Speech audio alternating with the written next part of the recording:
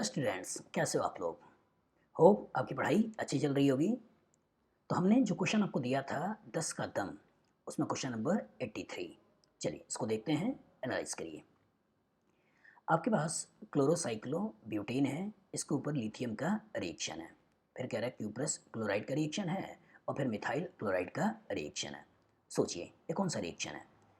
Alkyl halide के ऊपर lithium का रिएक्शन, इससे क्या होगा? अल्काइल लिथियम बन जाएगा। उसके बाद क्यूप्रस क्लोराइड क्या होगा? डाई अल्काइल क्यूपरेट बन गया। उसका मिथाइल क्लोराइड, यही ऐसा न्यूक्लियोफाइल इसके ऊपर अटैक कर देगा और Cl की जगह CH3 चलाएगा। याद करिए ये कौन सा रिएक्शन है? कौन सा रिएक्शन है? कोरेहाउस अल्कीन सिंथेसिस। तो यहाँ से हमने अल्काइल हैलाइड से दूसरा अल्काइल पार्ट अल्कीन पे जोड़ते हुए हमने यहाँ पर कार्बन की लंबी चेन बना ली, यूं कह के कार्बन का नंबर को बढ़ा दिया। तो अल्काइल हैलाइड से अल्कीन बनाने का दो तरीका, एक वुड्स रिएक्शन होता है और दूसरा कोरेहाउस अल्कीन सिंथेसिस। तो यहाँ से आपने कोरेहाउस अल्कीन सिंथेसिस कर दिया। अब ये फर्स्ट बन गया। अब इसके ऊपर कह रहा है क्लोरीन लाइट का रिएक्शन है। सोचिए क्या होगा? मोनोक्लोरिनेशन। और जहाँ का फ्री रेडिकल ज़्यादा स्टेबल होगा वहीं पे Cl को लगा देना है। तो यहाँ प्राइमरी है, ये टर्सरी है, ये और ये सेकेंडरी है, ये और ये आइडेंटिकल है। तो प्राइमरी टर्सरी सेकेंडरी कहाँ सोचें? टर्सरी। तो टर्सरी वाले हाइड्रोजन को हटाना है और इसकी जगह लगाना क्या है? Cl। यहाँ से आपने ये बना दिया। फिर कह रहा है alcoholic KOH। Alcoholic KOH heat, कौन सा reaction? E2। E2 stability product सोचना है। बाहर अगर डबल बॉन्ड बनाते हैं तो एक्सोसाइक्लिक डबल बॉन्ड, अंदर डबल बॉन्ड बनाते हैं endocyclic double bond. Endocyclic double bond ज़्यादा स्टेबल होते हैं एज कम्पेयर टू एक्सोसाइक्लिक। कहीं पे अंदर ही डबल बॉन्ड का फॉर्मेशन कर दो और जब डबल बॉन्ड का फॉर्मेशन कर दोगे तो जो कंपाउंड बनेगा वो कुछ ऐसा बन जाएगा। फिर आपसे कह रहा है ozone zinc water. Zinc water कौन सा रिएक्शन है? रिडक्टिव ओसोलिसिस। जब जिंक डाल दिया तो रिडक्टिव ओसोलिसिस, यहीं पे कार्बन कार्बन डबल बॉन्ड को तोड़ दो, यहाँ और यहाँ ऑक्सीजन को लगा दो। अब ध्यान से देखना, 1 2 3 4 5, 5 कार्बन की चेन बन गई, सेकंड पे कीटोन बन गया और यहाँ पर ठीक है एल्डिहाइड आ गया। ठीक है, मैं इधर से सोच रहा हूँ।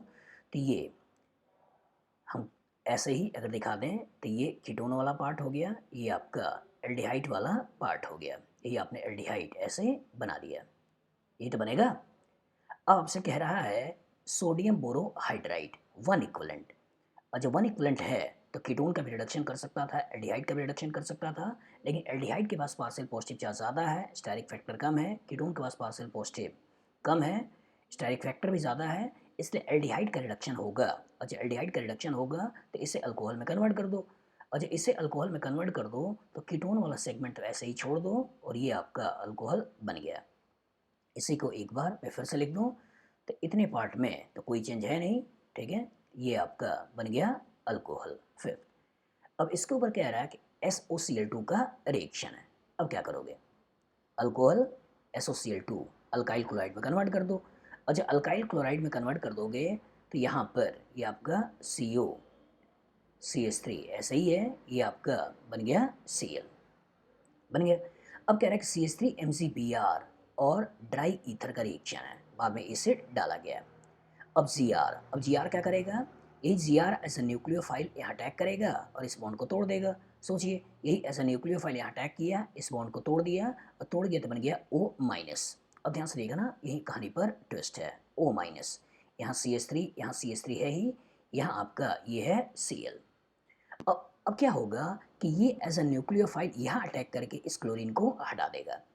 तो एल्कोक्साइड का अटैक अल्काइल हैलाइड के ऊपर और Cl का निकलना, विलियमसन ईथर सिंथेसिस।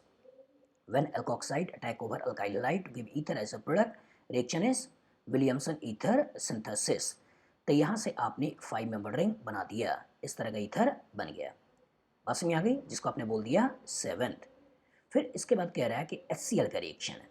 अब HCl का रिएक्शन है, सोचिए ईथर के ऊपर HCl का रिएक्शन वन इक्वलेंट, मतलब इस बॉन्ड को तोड़े टर्सरी कार्बोकेटायन, इस बॉन्ड को तोड़े प्राइमरी कार्बोकेटायन, तो ये बॉन्ड आसानी से टूट जाएगा, यही कार्बोकेटायन बन जाएगा। तो यहीं पे जोड़ देना है Cl, यहाँ लगा देना है H और इस बॉन्ड को फाइनली तोड़ देना है।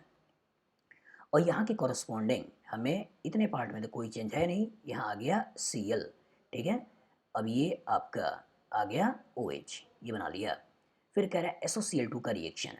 अब SOCl2 अब क्या होगा, OH को Cl में कन्वर्ट कर देगा। अच्छा, OH को Cl में कन्वर्ट कर दे तो इतने पार्ट में तो कोई चेंज है नहीं, तो इसे तो ऐसे ही बना दो, ऐसे ही बना दो। अब यहाँ पे लगा दो Cl, ये बन गया। अब कह रहा है सोडियम ईथर। अब जो सोडियम ईथर है तो रिएक्शन कौन सा है, वुड्स रिएक्शन। फ्री रेडिकल इसका बनाइए, फ्री रेडिकल इसका बनाइए और इन्हीं को लाकर मिला दीजिए। आज इन्हीं को लाकर मिला देते हो तो ये 1 2 3 4 एक 4 मेंबर रिंग का फॉर्मेशन हो जाएगा। ठीक है, ये रिंग ऐसे बना दो, एक किनारे पर 2 मिथाइल ऐसे लगा दो। ठीक है, ये आपका आंसर हो गया 10th।